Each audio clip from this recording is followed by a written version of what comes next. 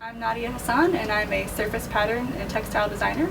I graduated from UNCG in 2007 with a Bachelor of Fine Arts, and I've been creating surface pattern design since 2005. I worked with SECCA at Reynolds High School to do a project working with pattern design and primarily wallpaper design.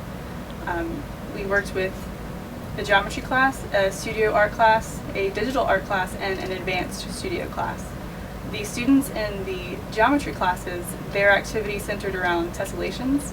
I created a worksheet for them to work on that had a triangular grid, a regular square grid, and a hexagonal grid, and they were able to use colored pencils to create their own tessellating patterns from those worksheets.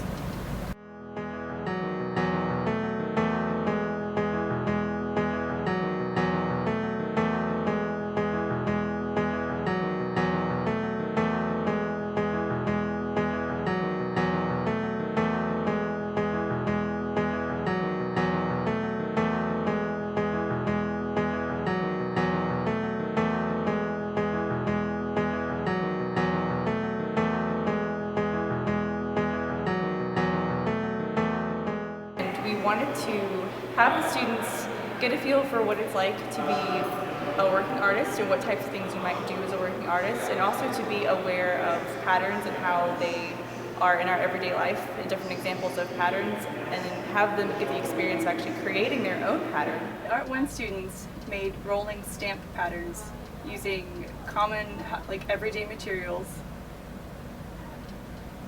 They had rollers that we covered with paper and sticky foam, and they were able to make essentially a rolling stamp that would, when you cover it with paint, created an infinitely repeating pattern. This was a sort of miniature version of the group project that all of the classes would work on towards the end of the project.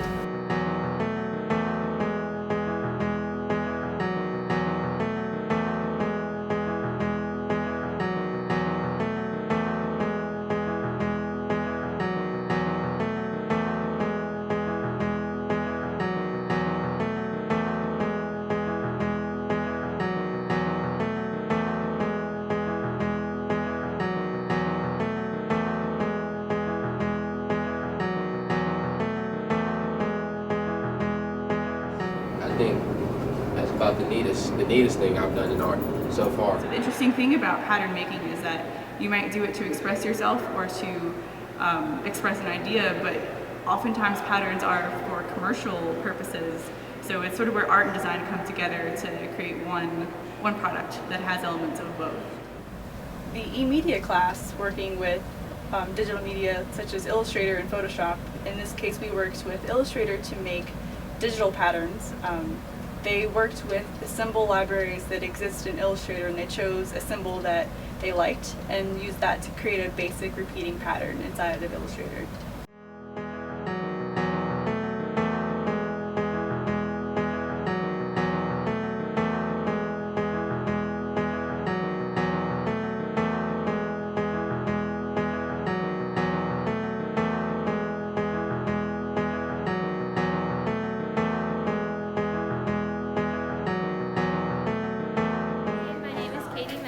I've been volunteering with SECCA for about a year and a half. I do art projects with them, with kids, and work with their community day, doing a project for e-media with stamping and print design, and it's been really fun. We got to use animation online, and now we're making a big mural for SECCA.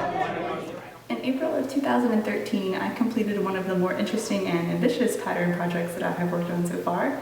I painted a pattern on February 1 Avenue in downtown Greensboro.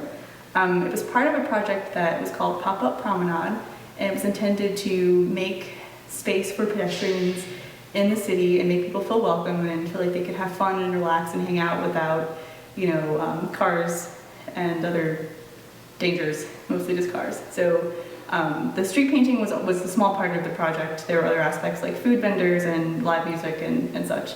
But the street painting part, we had volunteers come and help us paint the pattern on the street, and we used duct tape to tape off the pattern. We used just a measuring tape and duct tape is how we got the pattern onto the street, and Then the volunteers painted inside of each shape. It was a honeycomb pattern. And we took the colors from, since February 1 has a very significant history, and the Civil Rights Museum is on February 1 Avenue. Inside of that museum is the original Woolworths counter where the nonviolent protests took place. And the counter, or the stools rather, were aqua and coral. So we used those colors on the pattern because the history of the street is important, and we felt it needed to be incorporated into the design that we were creating for the street. And it's still there, and it will be there until the end of time because it's permanent paint. So if you're ever in downtown Greensboro, try to find it, canvas it. So we worked with 6 classes all together, and each class created a collaborative group design out of a large piece of PVC pipe and foam stamps that each student created for themselves.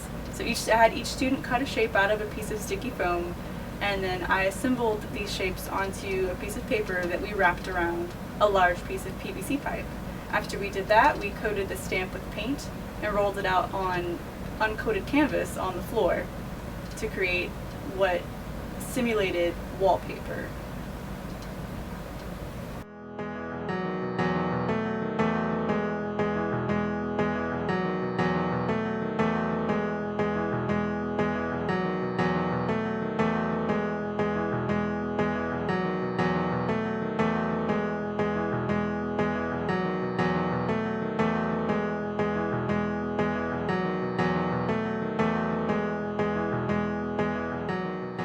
My experience with SECCA was very pleasant. I really enjoyed the stamp making part, and I'm really excited about seeing what happens and how it turns out. I really enjoyed having the visiting artists come, and what I did was I did a design with sand dollars on it, and I sort of imagined mine being fabric maybe used for like a beach house, like for someone's pillow or someone's wallpaper in their bathroom for a beach house, and I really enjoyed the whole process and learning how to fit things together so the pattern would be a continuous repeat, and I thought it was really cool. I'll certainly use like her method of patterns, and like if I wanted to design clothing and like make my own like sort of style, like just like designing like a jacket or maybe some type of shirts. That would be pretty cool. I thought it was really neat to learn the process of creating a continuous pattern. It was actually more complicated than I had assumed it was, because when you see a pattern, you just are like, oh, that would be so easy to make, but there's a lot of steps that go into it. They're not necessarily too hard, but there's a lot of steps, and it was really neat to learn about. There were 2 things that I really wanted the students to take away from this experience. Besides becoming familiar with patterns and wallpaper and fabric and other uses for surface patterns, I hope that they learned that sometimes mistakes and imperfections are actually, they're part of the process, and sometimes that's where the magic happens, is when you make a mistake, you discover something that you can use to make an even better project the next time. Another thing that I wanted them to learn was that you don't have to have anything fancy to make art and to make design. You can use common materials, ordinary things to make something extraordinary. You just need a little bit of thoughtfulness and a little bit of creativity.